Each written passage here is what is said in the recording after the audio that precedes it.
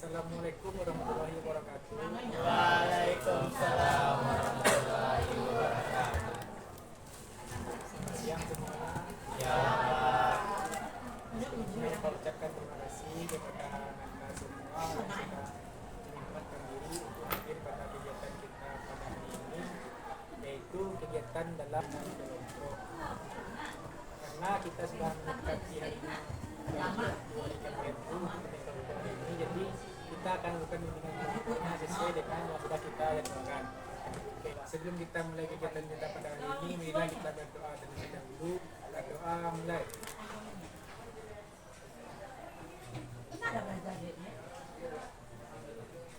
Selesai. Oke, sebelumnya sudah pernah dengar apa yang bimbingan kelompok? sudah. Tahu apa yang bimbingan kelompok? Sudah. Ada yang tahu? Sudah. Bimbingan kelompok merupakan bantuan yang diberikan oleh BPK atau dalam bimbingan kelompok ini dia diganti dengan pemimpin kelompok dan Anda semua adalah anggota kelompoknya, dan bimbingan kelompok itu dilaksanakan antara 8 sampai 15 orang. Di sini kita sudah ada sejumlah 14 orang anggota kelompok dan 1 pemimpin kelompok. Untuk tujuan bimbingan kelompok ini yaitu untuk memperoleh suatu informasi yang bagaimana, yaitu informasi yang dibutuhkan oleh anggota kelompok. Dalam bimbingan kelompok ini juga ada azas-azasnya. Azasnya itu ada 4. Yang pertama itu azas kesukarelaan. Jadi arti kesukarelaan itu Anda sukarela untuk datang dan melaksanakan kegiatan itu tanpa adanya paksaan. Yang kedua, azas keterbukaan. Nanti Anda semua diharapkan untuk terbuka dalam menyampaikan pendapat, masukan ataupun saran. Dan azas yang ketiga itu azas kerahasiaan. Azas ini adalah azas yang paling penting karena kita ini tidak boleh apapun nanti yang kita sampaikan di dalam kegiatan ini tidak boleh disampaikan lagi ke pihak lain atau orang luar selain yang ada di sini. Jadi kita tidak perlu takut, tidak perlu malu-malu nanti informasinya akan bocor karena kita ini sudah memegang namanya azas kerahasiaan. Lalu azas yang terakhir itu azas kenormatifan. Meskipun kita melaksanakan bimbingan kelompok itu dengan suasana yang santai, suasana yang nyaman, tapi kita tidak lupa pula untuk mematuhi yang namanya norma-norma yang sudah berlaku. Sejauh itu ada yang ingin ditanyakan? Sebelum kita mulai kegiatan intinya, Bapak mau perkenalan dulu. Perkenalannya dimulai dari Bapak saja, nanti sebutkan nama dan hobinya. Itu saja ya. Oke, perkenalkan nama Bapak Hafiz Hidayatullah, saya Bapak Hafiz, hobi Bapak KPD. Lanjut setelah Perkenalkan, nama saya Nirang Rafi, biasa dipanggil Ami.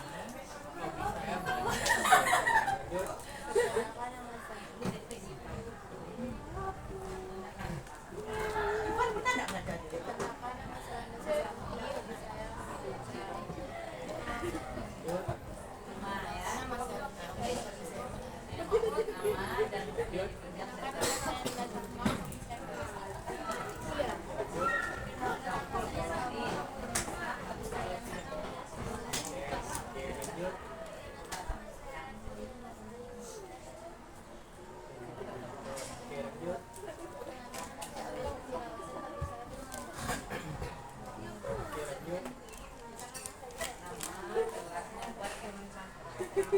lanjut. Perkenalkan, nama saya Pada Sanjek. Karena masyarakat kita yang berbeda sama saya kami Perkenalkan, nama saya Fajar Abdul Putra, bisa mendengarkan musik. Sudah perkenalan semuanya, tapi Pak lihat masih terlihat pegang semuanya. Untuk itu marilah kita melakukan speaking dulu agar suasananya tidak terlalu tegang seperti ini. Oke, speaking kita pada hari ini itu speaking 1, 2, 3 door. Bunyinya 1, 2, 3 door. Kelipatan 4. Oke. Tidak usah kelipatan 4, kita mainnya 1, 2, 3 door. Lanjut lagi 1. 1, 2, 3 door. 1, 2, 3, dor. Secara cepat tanpa ada jeda.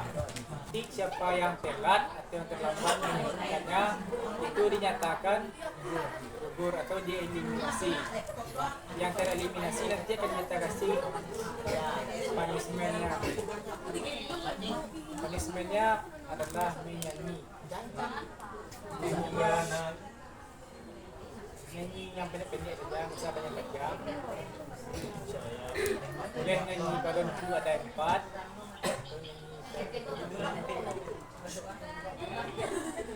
Oke, untuk sedikitnya paham?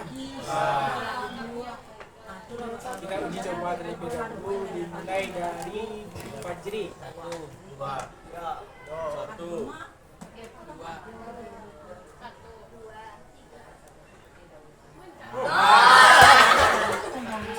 Kalau termendung tidak fokus, itu nanti kita eliminasi. Masih bercoba. Nanti yang tereliminasi kita kasih hukuman.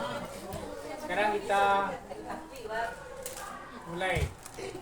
Ini sudah tidak uji coba lagi ya. Dimulai dari Salma. 1, 2, 1. 2, 3.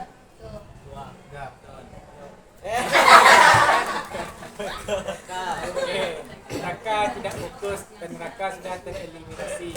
Oke, Raka tidak ikut dulu, kita lanjut lagi cari satu orang yang kita mulai kita lanjut lagi ya. Kita mulai dari Abdul. 1, 3. 3.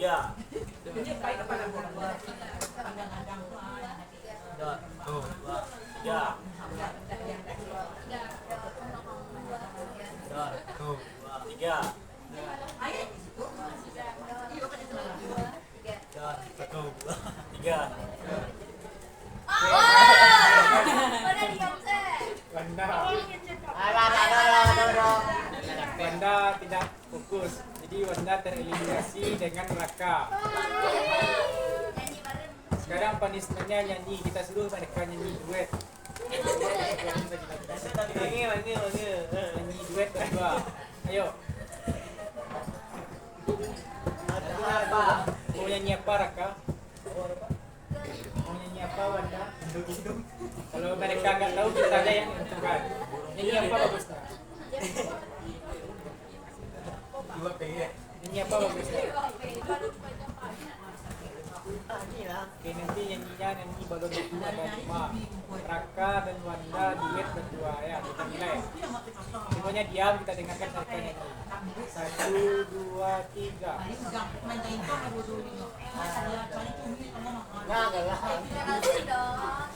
Kirasin lah semua. Oke, ulangi lagi. 1, 2, 3.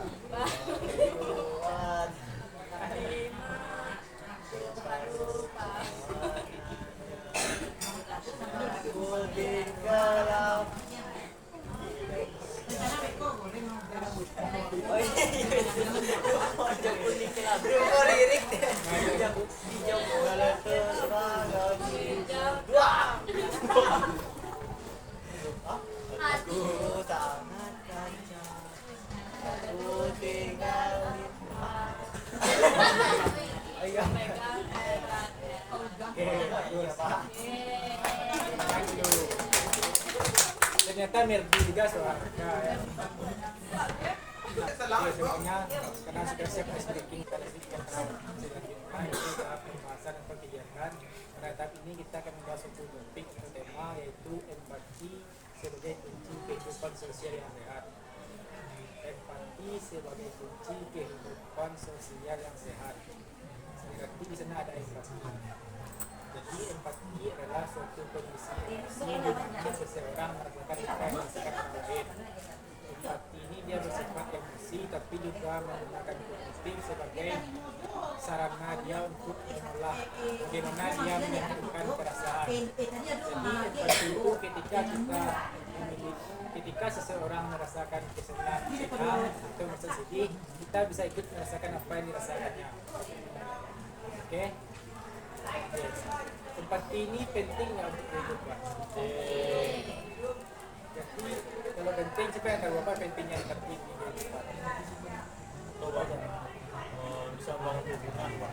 Membangun hubungan, betul. Empati itu bisa membangun hubungan karena dengan kita mampu merasakan perasaan orang lain, kita itu bisa menjadi satu pendengar yang baik. Salah satunya menjadi pendengar yang baik. Orang empati itu dia pendengar yang baik. Ketika teman bercerita ke dia akan mampu merasakan apa yang dikatakan teman. Lalu yang kedua, meningkatkan keterampilan komunikasi. Pentingnya empati itu mampu untuk meningkatkan keterampilan komunikasi. Ketika kita merasakan apa yang dirasakan orang lain, kita akan mulai mencari bahasa yang tepat untuk merespon apa yang terjadi pada diri orang lain. Pentingnya empati berikutnya itu mampu meningkatkan kemampuan komunikasi. Pentingnya empati berikutnya itu mampu memberikan dukungan emosional. Dukungan emosional itu artinya ketika kita merasakan apa yang dirasakan orang lain, kita akan mulai memberikan dukungan terhadap teman kita. Misalkan Fajar, dia pergi curhat ke Raka. Fajar sedang sedih, dia curhat ke Raka. Lalu Raka berikan dukungan bagaimana cara menyemangati Fajar. Itu dia dukungan emosional. Lalu berikutnya menghindari sikap egois. Ketika kita sudah mampu menerapkan sikap empati, maka sikap egois dalam diri kita itu akan hilang. Kenapa seperti itu? Karena ketika kita sudah mampu memahami kondisi lingkungan kita tidak akan mulai lagi mementingkan diri sendiri. Kita akan mulai memenuhi kebutuhan apa yang dibutuhkan oleh kita. Jadi kita tidak hanya mementingkan diri kita, tapi juga mementingkan kondisi lingkungan. Jadi dia tidak sikap, itu dia namanya menghindari sikap egois. Lalu berikutnya meningkatkan keterampilan mendengarkan. Orang yang empati itu dia orang yang suka mendengar cerita. Ketika kita sudah empati, kita pasti akan lebih terbuka orangnya. Terbuka bagaimana terbuka mendengarkan cerita orang lain. Lalu berikutnya manfaat empati. Siapa yang tahu manfaat empati? Sekarang untuk menghilangkan sikap egois. Empati itu menghilangkan sikap egois. Yang kedua, menghilangkan rasa sombong dalam diri. Orang yang tidak memiliki rasa empati, dia itu akan sombong. Ketika dia memiliki suatu kelebihan, dia akan mulai memamerkan kelebihan tanpa mementingkan perasaan orang. Contohnya, misalnya Fajar, dia datang ke sekolah menggunakan pakaian sepatu semuanya serba baru. Lalu tanpa memikirkan perasaan orang temannya, mungkin ada yang kondisinya lebih memprihatinkan dibandingkan dia, bajunya mungkin sudah busuk, pakaiannya sudah tidak layak. Lalu Fajar dengan bangganya datang ke sekolah, lalu memamerkan ke temannya. Apakah itu tidak akan menyakiti perasaannya? Tentu akan menyakiti perasaan orang itu. Berarti dalam diri Fajar tidak ada rasa empati. Jadi manfaat itu agar kita tidak menjadi orang yang sombong. Lalu yang ketiga, ciri-ciri orang yang memiliki empati tinggi. Bukan yang tahu. Pendengar yang baik, orang yang empatinya tinggi itu dia bisa berpikir yang baik, itu ciri-cirinya.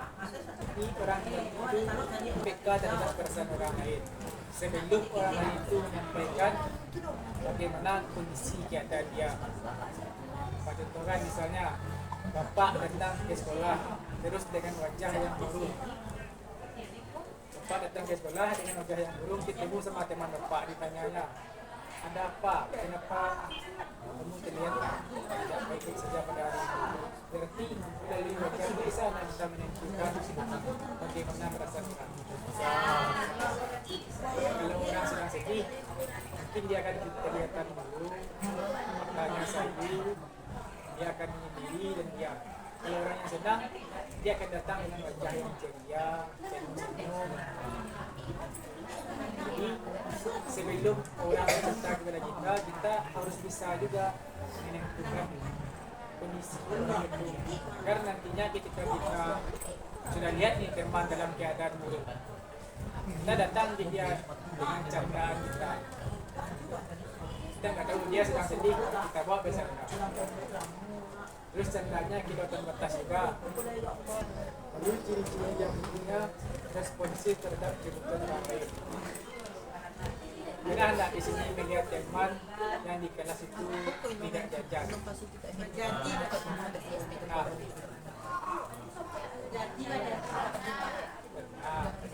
Oke. Lalu ketika melihat hal itu, apa tindakan yang melihat itu? Tanyakan kenapa dia tidak berjalan. Itu salah satu caranya responsif memenuhi kebutuhan orang lain. Karena kita tidak tahu apa kondisi dia, apakah dia tidak berjuang atau dia tidak, bisa saja dia puasa. Ketika orang puasa kita makan di depan dia, kan nanti tidak memahami kondisi. Lalu berikutnya orang yang ciri-ciri empati itu dia tidak mau menghakimi orang lain. Tidak mau menghakimi orang lain itu artinya dia tidak mau menjudge atau menyalahkan. Misalnya temannya sering datang terlambat ke sekolah, langsung dijudge. Kamu dijudge sebagai orang yang ini orang yang tidak disiplin, ini orang yang suka melanggar aturan. Padahal kita tidak tahu seperti apa yang terjadi. Mana tahu dia terlambat karena rumahnya jauh, kendaraan tidak ada, naik angkot dan cek misalnya ya. Jadi sebagai orang yang empati kita nggak boleh menghakimi. Kita harus tanya dulu bagaimana kenyataannya, baru kita berikan kesaksian. Ciri-ciri orang yang empatinya tinggi itu berikutnya adalah memiliki rasa peduli yang tinggi. Peduli, apakah pedulinya hanya kepada manusia? Bisa saja kepada makhluk hidup lain. Sekarang kita masuk ke kurangnya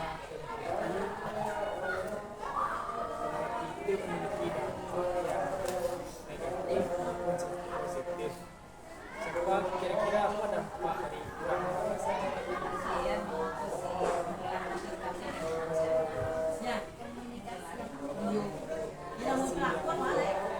orang yang rasa empatinya rendah, komunikasinya akan buruk dikarenakan dia tidak mampu mengelola apa yang ada di dalam dirinya, terutama itu dari kognitif lalu menuju ke afektif atau perasaan. Sehingga kalau dia tidak mampu memahami kondisi orang lain, dia akan menggunakan kata-kata atau bahasa yang tidak tepat. Lalu berikutnya kurangnya empati itu memicu tindakan kriminal. Kenapa memicu tindakan kriminal? Salah satunya itu adalah bullying, penghinaan atau penganiayaan. Bullying ini adalah salah satu contoh tindakan kriminal. Apakah kriminal bullying? Nah, karena itu bisa berdampak buruk atau negatif bagi korban. Lalu berikutnya dampak kurangnya empati yaitu hubungan. Kenapa masalah hubungan? Karena ketika kita tidak mampu untuk memahami orang lain tidak akan mau lagi berteman dengan kita. Dalam artiannya mereka akan menjauh dari kita. Karena setiap kali kita misalnya kita bercerita ke dia tidak mampu untuk memahami cerita kita. Malahan berbeda dengan apa yang kita harapkan. Lalu berikutnya isolasi sosial. Kurangnya perilaku empati membuat orang akan terisolasi. Isolasi sosial artinya dia menyendiri. Dia tidak mampu untuk bergaul dengan orang lain. Lalu berikutnya cara menumbuhkan dan mengembangkan sikap empati. Apa itu? Cara menumbuhkan dan mengembangkan sikap empati.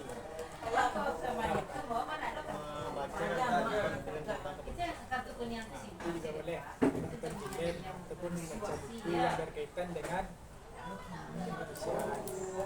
Yang pertama itu bagaimana cara kita memahami situasi dan kondisi. Juga dengan film animasi atau video-video pembelajaran ataupun film kartun yang memiliki nilai-nilai tertentu. Baca buku bisa seperti isinya. Isinya itu maknanya ada di dalam buku tersebut. Jadi kita bacalah memiliki makna, dengan baca yang tidak memiliki makna. Lalu berikutnya cara menggunakan sikap dan menggunakan itu melalui pendengaran. Maksudnya itu kita mencoba, walaupun kita sebelumnya bukan pendengar yang aktif, tapi kita akan mencoba.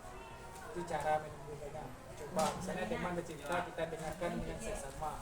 Dengarkan terlebih dahulu, kita pahami, baru kita respon. Dengan kita dengarkan, tidak pahami, lalu respon saja, nanti dia tidak sesuai dengan apa yang disampaikan teman. Teman bercerita tentang masalah keluarga, kita jawab mungkin masalah percintaan itu tidak sesuai. Lalu berikutnya itu latihan perspektif taking. Kita berpraktik perspektif taking. Perspektif taking itu dia bagaimana cara kita memahami sesuatu melalui sudut pandang orang lain. Artinya kita tidak memandang dengan sudut pandang kita saja, tapi kita juga mempertimbangkan bagaimana orang lain memandang sesuatu hal. Lalu cara menumbuhkan dan mengembangkan sikap empati berikutnya itu melibatkan diri dalam kegiatan sosial. Di sini ada anak yang ikut organisasi. Organisasi kalau di sekolah ini organisasinya OSIS, UKS, ada yang ikut. Jadi salah satu cara untuk menunjukkan sikap empati itu kita ikut organisasi di sekolah. Karena dengan kita ikut organisasi, kita akan mulai berinteraksi dengan banyak orang-orang. Kita mulai berinteraksi dengan teman, bertukar pikiran, kurang pendapat. Jadi dengan hal itu kita bisa menghargai namanya perbedaan. Sampai di sini ada pertanyaan? Karena tidak ada pertanyaan, itu saja pembahasan kita pada hari ini. Apakah Anda bisa menyimpulkan? Ayah, silakan Ayah.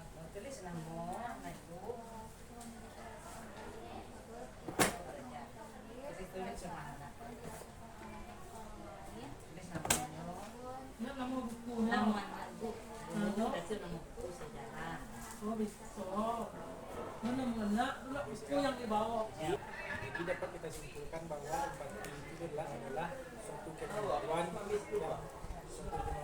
pada diri manusia, bagaimana manusia atau individu itu merasakan apa yang dirasakan oleh orang lain. Ketika orang lain itu sedih, dia bisa juga ikut merasakan sedih. Dan pentingnya empati itu bagi kehidupan itu mampu membangun hubungan sosial yang baik, mampu menjadi pendengar yang baik. Manfaatnya itu untuk menghilangkan sikap egois, menghilangkan rasa sombong.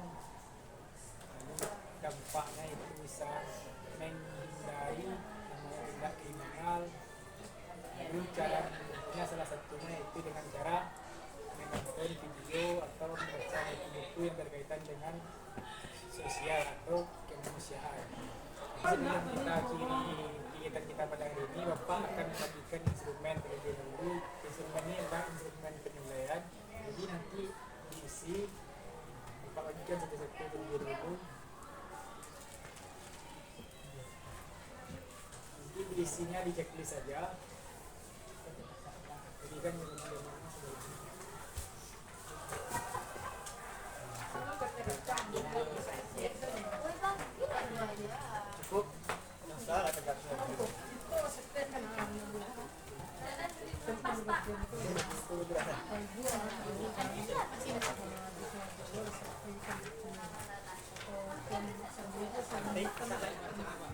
Oke, semuanya silakan nanti lihat baca atau instruksi daftarnya, nanti itu bisa Anda checklist saja sesuai dengan apa yang Anda dapatkan di layanan ini. Nanti Anda checklist, Bapak tunggu 5 menit baru kita kumpulkan.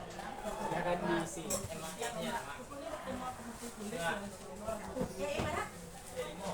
Kalau mahar-mahar mah pulang ke dirimu. Nah,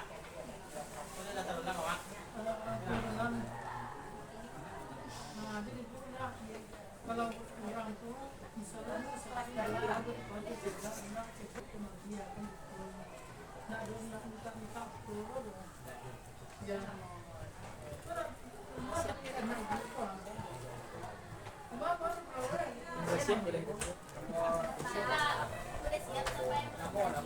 Namun masih aneh apa? Aku udah siap juga ini. Tapi wanita tadi. Dari dua orang tadi yang ya kan awal tadi ya. Nah, dia pun tanya awal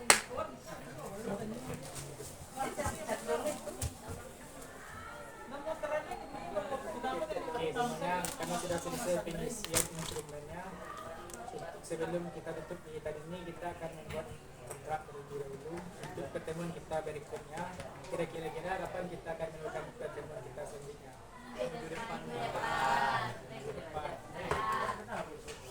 Minggu depan berarti harus hadir lagi semuanya ya. Sebelum kita akhiri kegiatan kita pada hari ini, mari kita berdoa terlebih dahulu. Doanya dipimpin oleh Fajar. Silakan Jar. Alhamdulillah, setelah kita menjalani kegiatan pada hari ini, mari kita bersyukur mulai.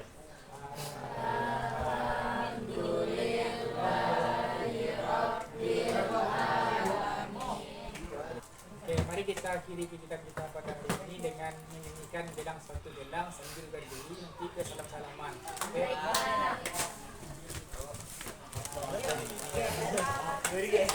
Kita mulai.